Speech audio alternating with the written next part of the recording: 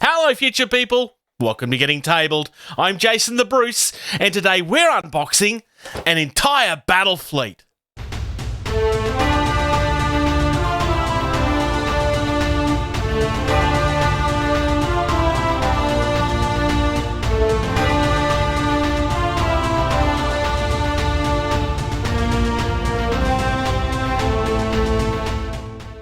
Dropfleet Commander. We're a big fan of this game here at Getting Tabled, have been since the very, very early days. For those of you that have found us more recently, George, Major Socks and I originally met on a Dropfleet Commander podcast. We ventured off to do our own thing where we could kind of talk about everything that we're into.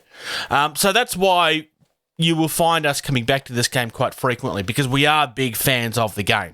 These products themselves actually released quite some time ago. This is realistically the best way to buy into the game, but obviously you would buy the one for the fleet that you want. This one here is the PHR, and this is one of the updated ones that comes with the extra corvettes instead of the command cards. But this particular box actually belongs to a friend of mine. This belongs to John, the same person that allowed me to unbox a few other things from his pile of shame.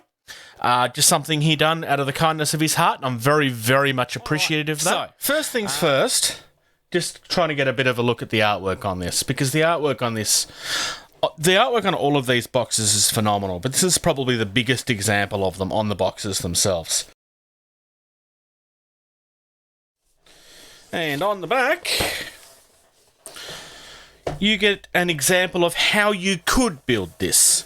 Now, Dropfleet miniatures are designed specifically so that they can be built into several different kinds of ships.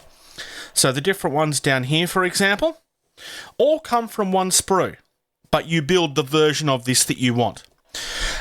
Same as all of these. With the exception of this large one in the middle, which is the battle cruiser. We get one resin PHR battle cruiser, 6 plastic PHR cruisers, which is these ones, and 8 plastic PHR frigates. So you can build these however you like. That's deliberately how this is designed. Now, this does say that you receive 3 PHR corvettes, but we should have 6 in the box because these do not feature. That's why there's a sticker on the front correcting that. And 2 fast play cards, which is your recommended build for starter games, basically. Welcome to your wall of sprues. Now, I am actually going to look at these bases a little later because I want to go through them.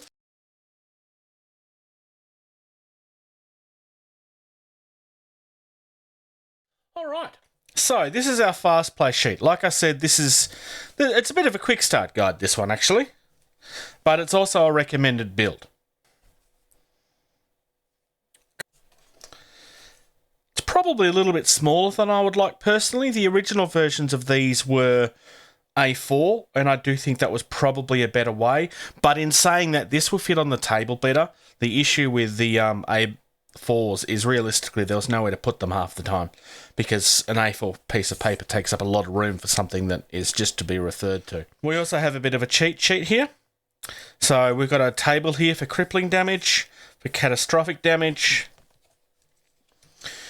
our different types of orders, how everything else will refer back. We do receive our activation cards, but the ones that we do not receive are the command cards. And so this is how you would write up your list.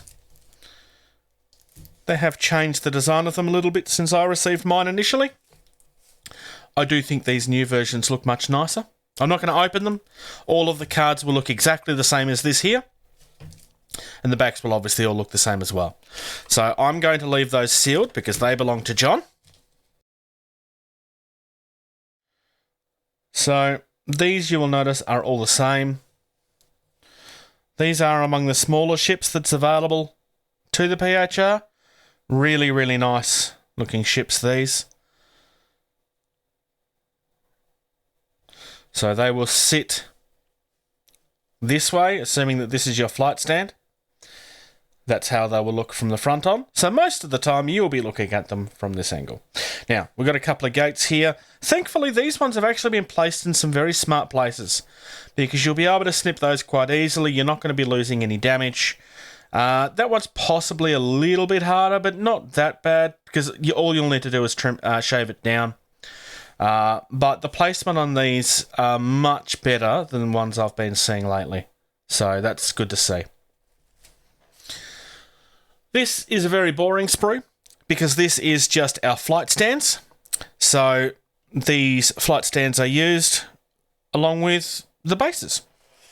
So these are our cruiser sprues. I'm only going to go through one of them. Two halves of the body here. These fins are adjustable, so you'll be able to adjust them up and down and customize them to some extent. And depending on which version of the ship that you're building will depend on which versions of these pieces that you will use.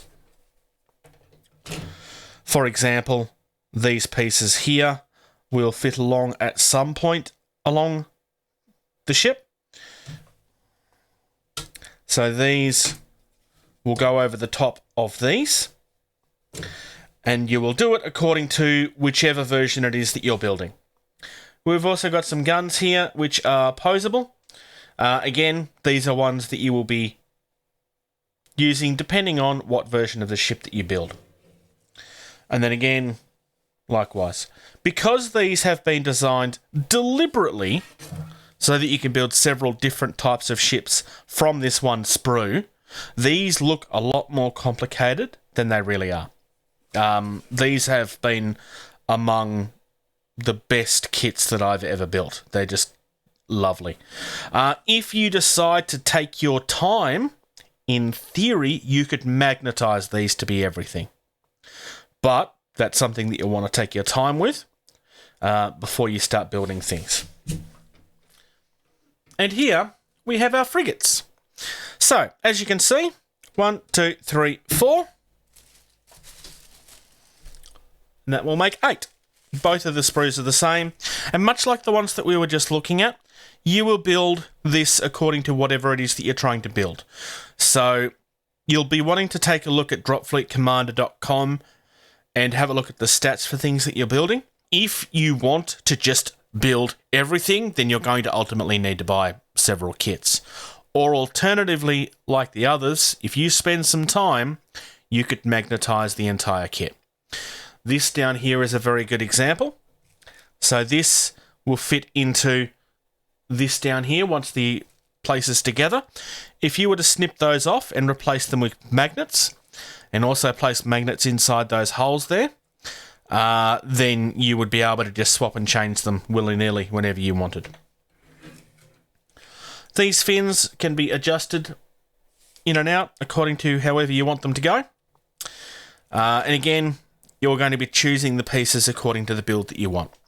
So spend a bit of time on the website, actually decide what it is that you want to build, and then accordingly, have some fun. All of your build options are on the website. Like I said, I've built UCM, I have built Scourge. They are among the nicest kits that I've ever used. And finally, we have our battlecruiser. Battlecruisers are among some of the best ships in the game to own, quite frankly. They have enough power to be very competitive, but not so much that you're losing out on points too much. So, this is our main body. Just to compare that alongside the cruisers, they are a little bit bigger. These are kind of somewhere between a cruiser and a battleship. Again, nice swooping lines. These particular ones do have a bit of a sharp line through them. If you're not a fan of that, I have seen people convert these and sand that down to be a smooth line like everything else. I do quite like that because it kind of changes things up a little bit, but I can understand why some people have chosen to get rid of it. I do quite like this though. Now, this particular ship, you can build two different variants. So you will notice you've got that option and then you've got this option. And again, you will either pick the one that you want and building it accordingly, Or, again, if you wanted to, you could magnetise this. You may even be able to get away with just friction fitting these, from what I've heard in the past. I haven't built one of these myself, but you should be able to, in theory, friction fit that. I'm not going to be able to test that on camera because I'm not taking John's pieces apart when they don't belong to me. We've also got these fins. A little bit of a bending there, so John's going to want to... Oh, actually. Yeah, so John's going to want to heat these up and get them flat again, which is not unusual with resin. That's just something that happens sometimes. These are not quite so bad. Really, really nice, actually, I would argue. We've also got that one, which I suspect sits down the bottom here, because obviously we've got more engines here. Now, I'm not going to be able to get that to sit flush because, again, I'm not taking John's pieces and cutting into them because they're not mine to do that. Everything on this is moulded really nicely. I don't see any huge seam lines or anything. I mean, there is a little bit of cleanup that's going to be needed to be done, but most of these gates are in pretty decent positions. That's probably the most annoying of them. All right, so first things first, these widgets are to be glued on the bottom sides of your ships. And then your flight stand will go into this. And the reason for this is that way these and the flight stands don't have to be connected to each other all the time, which will mean that it's much easier to transport. It's a pretty simple concept, but it actually works really well. The number one thing I would probably suggest is try to avoid getting paint inside the hole so that this will actually end up sticking better. You will need to use super glue with this because this is resin, as are the Corvettes. They are also resin. Everything else that you've been looking at is hard plastic. Bases wise. Now, the bases come in two parts. There's a large and a small. You saw sticker sets from the inside of the box. One of these is a radius to go inside here. And then basically what you end up with is a turning point that shows you the status of your ships. These on the side here is to indicate the health of the ship. This is certainly something that works. In practice, it's probably a little bit tedious. The only problem with these bases, it has nothing to do with the design. The design on these is absolutely phenomenal and borderline groundbreaking. But the problem is that in practice, all of these pieces are way too fidgety and it ends up being really, really difficult. There's been a couple of different third parties that have actually made alternatives to these that I will show off in a different video. If Dropfleet Commander is a game that you're interested in, or if you enjoy space combat games, this is the best value for money way to buy in. The only exception to that might be the 2-player starter set, where you would need to be wanting to play either the UCM or the Scourge specifically, because that's what comes in it, and then probably splitting it with a friend, maybe.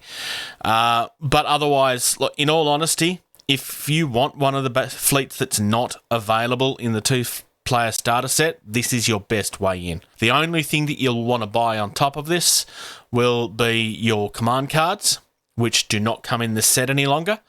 And then it's just a matter of whether you want to buy your dreadnoughts and so on and so forth. There's definitely stuff in those other things that's worth owning. Your monitors and so forth for most fleets are pretty good. So thank you very much for checking out this video. If you're enjoying the content of this channel, please like and subscribe. If you're in a position to do so, please check out patreon.com/gettingtabled. You receive early access to at least 80% of all videos that we put out, and you get access to the video edition of all of our podcasts the day that they're uploaded. If you'd like to check us out on social media, facebook.com/gettingtabled is the most active. We also have a Discord server. You can email our team at gettingtabled@gmail.com. If you're on either Twitter or Instagram, you can find us at gettingtabled. And until next time,